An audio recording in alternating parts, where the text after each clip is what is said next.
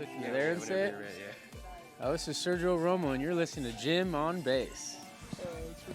Welcome back to another episode of the Jim on Base Show. We're here at Scottsdale, Arizona with the great Sergio Romo. Sergio, it's good to see you back. Thank you. Just like a little bit ago, we were chatting, and I can't complain. They keep letting me in through the doors after all these years, so thankful to be back. You know, this is where it started for me, and I tell you, it's extremely humbling, you know, that a lot of familiar faces, and we still get to pick up where we left off, you know, so... you know, hopefully everything goes well, but yeah, happy as can be. Well, is there a speech prepared for your final appearance in San Francisco, or? I wouldn't necessarily say there's a speech prepared. You know, I'd like to think that throughout the years, every time I've spoken from the heart. So, you know, having something premeditated or pre-prepared, you know, I guess it just isn't fitting for a guy like myself. You know, I pretty off the wall, so. Rather spontaneous at times. So, yeah, I think let's just go out and get through an inning if we still can, and then we'll go from there. Well, I was just hoping if there was a speech, you'd throw in some "That's What's Ups." Oh, yeah, there's a lot of That's What's Ups as it is. There's I mean, throughout all the years, that has not gone away. Even with my kids, they'll be telling me some things, and you know, we'll be having chats, and they'll say something that I thought was pretty cool or something interesting. I'm like, that's what's up, yeah. You know, if it'd be from a more smart aleck side, but or not, it's just, yeah, it's definitely still there. There you go. Well, what are you looking What are you looking forward to most about retiring? Are you a golfer? Do you have business stuff? Like, I'm really looking forward to being a more present dad. It's not that I haven't been there, but obviously, you know, it's there. And you know, once they started school and stuff, it was hard for them to travel with, and you know, during baseball seasons for them or any other things that they've gotten into, you know, swimming and whatnot, and soccer, that type of stuff. You know, like I've missed some games in person, you know, and would love to see them, you know, compete more on a consistent basis. But from more of a personal, I did pick up golf. In October, I just kind of started playing, and I kind of realized that I really enjoy it, more so for the fact that golf is probably the first thing in my competitive life that I've done against myself. It's literally competing against myself and the swing I just made, and so it's an exciting thing, but nothing like baseball, man. were you slicing the ball, or what are you working on the golf course? Right now, yeah, we want to try to hit that ball straight. You know, I always joked around about, you know, not ever becoming a pizza delivery man, but here I am, you know, hitting slices left and right. But yeah, I've taken some lessons and in the Bay, out in East Bay, so it's helped out a lot. One of the things that some of my mentors, my former teammates, you know, that I reluctant now I could say I should have not declined those times that they invited me to go on off days to go golfing and stuff with them. You know, I'd probably be a much better golfer by now. But that was one thing they told me. They're like, hey, if you're really going to try this, to try to play golf, get some lessons. So they've never really steered me, you know, in the wrong direction before. So why not just listen this time again and take some lessons? So I have. Yeah, I'm joining you on that. I'm trying to get the ball in the air right now. Yeah. So I got no problem hitting the ball in the air. It's just more hitting it where I would like to, and understanding the distances with each club that how I can hit it, and just trying to make flush contact now. That's better contact, actually, not flush yet. Better contact. That's where we're at. Well, I got to ask, you had that shirt in the parade, I Just Look Illegal. Do you still have it? And you're in good shape, so it still fits, right? Yeah. It actually does still fit. You know, it's funny that you bring that up, because that was a shirt that I thought about just walking in, the door here, through the door with here the last few days that I've been here.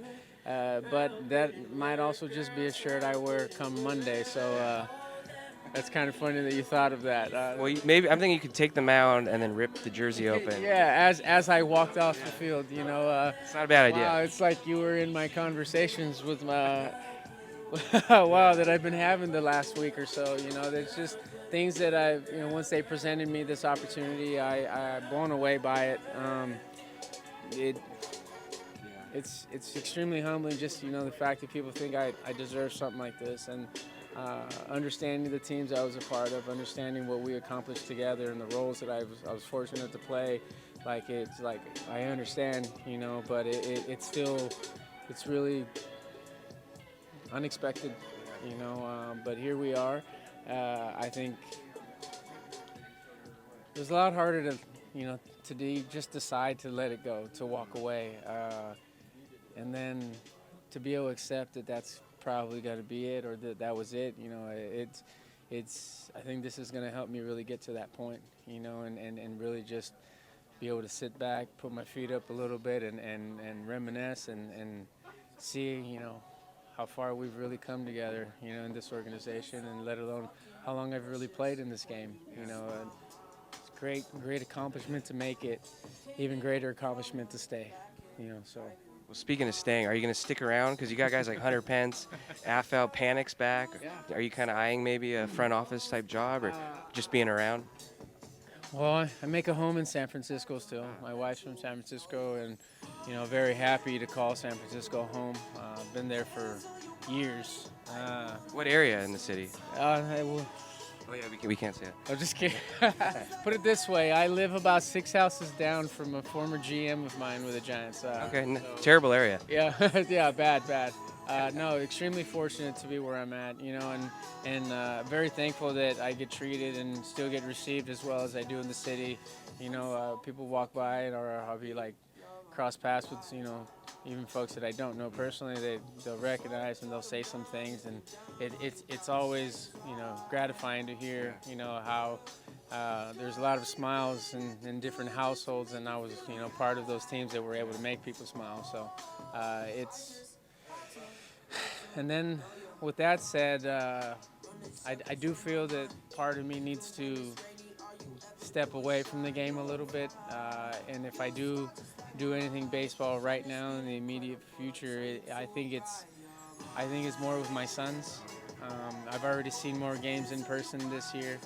My oldest is in high school, right, and I've already seen more games in person this year than I have like the last 3 or 4 years combined. So it's been really fulfilling, and I think it's allowing me to see that not only do I need a seat, as a player, to be able to enjoy baseball, I can have a different seat, a different perspective, and still enjoy, the game. Now you'll be heckling the umpires from the stands, Were you at my son's game the other day? Yeah. That was kind of me. I was like, Yeah, they asked you to leave, hey, right? Whoa, I was like, hey, that was a little outside. Come on, man. This is high school. I get it, but come on, man, let's go. They're playing hard. They care. So like I've been politely trying to heckle a little bit and not be too harsh on them. But this is a different experience for me. All of this. But you're taking it, you're savoring it, so that's good. Yeah, I've been real happy, and it's hard not to. Go figure that they in the Giants clubhouse, they still find a way to bring good people in here, and they all seem to be solid. And I've even former teammates are in here too. So like it's really good, not just with the Giants, but it's really good to be around people that still make me feel visible, and guys that we've been through the rigor with, and all of it. It's good to see that things haven't changed that much. Well, real quick, I'm standing right next to you. I'm looking at your hat. What are the names and the writing underneath the bill? You have some names written in Sharpie. Yeah. I've been trading autographs with kids out here. That's cool. I've been trading, and I figured if this was the last hat that I wear in a competitive setting, that I don't want to feel alone. And it's kind of cool seeing their faces. When I'm asking them, like, hey, can you sign my ball or sign my hat? I'm like, well, if you sign my hat first. It's kind of in a playful manner, and it's kind of cool to see their reactions and whatnot. And then, it's also another way for me to really sit there and say that I really was doing something good with my life, have some kind of impact, just making kids smile, making people smile. It makes me smile too, feels good. Thank you for asking about that too, because it's not really something that I want, I'm going to just go out and start telling people, hey, look what I did, and I've always felt that I've done a good job at letting people speak and say what they, need to say, and I'm just going to go out and play, and I'm gonna try to be myself every day, as much as I can every day, and I think I've done well in that. So. Well, Sergio, thanks for the time. Thanks for the great memories, and excited to see you take the field one last time, and just take it in and savor it, because Giants fans love you, and it's great to have you on. So we're excited to see what the future brings too. Yeah, thank you. I won't be going too far, but I will say that this has just been a blessing of a ride, and I couldn't have written it any better. I couldn't have thought of it or dreamt it to be any better than what it has. I definitely surpassed my own my own expectations. So thank you. That's what's up. Awesome. Thanks, Sergio.